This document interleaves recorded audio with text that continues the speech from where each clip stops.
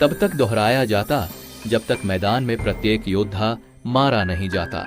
और केवल बर्बरीक ही नहीं बचते, युद्ध का संपूर्ण उद्देश्य धर्म की पुण्य स्थापना एक अंधाधुंध नरसंहार में खो जाता। एक बूढ़े फटेहाल ब्राह्मण के वेश में कृष्ण ने कुरुक्षेत्र जाते समय बर्बरीक को रोका। उन्होंने युवा योद्धा के शक्ति के दावे को चुनौती दी और प्रदर्शन करने के लिए कहा। उन्हें पास के बरगद के पेड़ के हर पत्ते को भेदने के लिए कहा।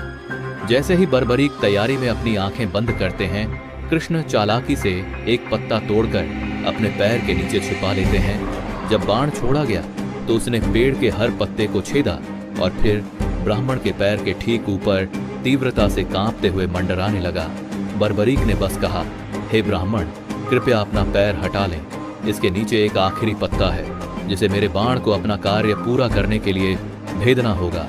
आश्चर्यचकित और संतुष्ट होकर कृष्ण ने अंततः अपना वेश त्याग दिया, अपने दिव्य रूप को प्रकट किया। फिर उन्होंने बर्बरीक से एक दान मांगा, उनका सिर। यह एक भयानक मूल्य था, धर्म की सफल स्थापना सुनिश्चित करने के लिए परम बलिदान। वह सिर जिसने धर्म को देखा, बर्बरीक ने जरा भी संकोच नहीं किया। अपने वचन से बंधे और अपने सामने ब्रह्मांड के स्वामी को देखकर वह मुस्कुराए, गहन स्वीकृति की मुस्कान। अपनी तलवार से उन्होंने अपना सिर काट लिया और कृष्ण को भेंट के रूप में प्रस्तुत किया। लेकिन ऐसा करने से पहले उन्होंने एक अंतिम अनुरोध किया। उन्हें युद्ध के मैदान को देखने वाली एक पहाड़ी पर रखा जाए ताकि वह पूरे युद्ध के साक्षी बन सकें। कृष्ण युवा योद्धा की पवित्रता और भक्ति से गहरे प्रभावित हुए। उन्होंने उनकी इच्छा पूरी की और इस प्रकार बर्बरीक का सिर, वह योद्धा जो 1 मिनट में युद्ध जीत सकता था, 19 दिनों की लड़ाई का मौन सर्वदर्शी साक्षी बन गया। बर्बरीक को युद्ध की महिमा से वंचित कर दिया गया, फिर भी उन्होंने पूर्ण बलिदान की महिमा प्राप्त की।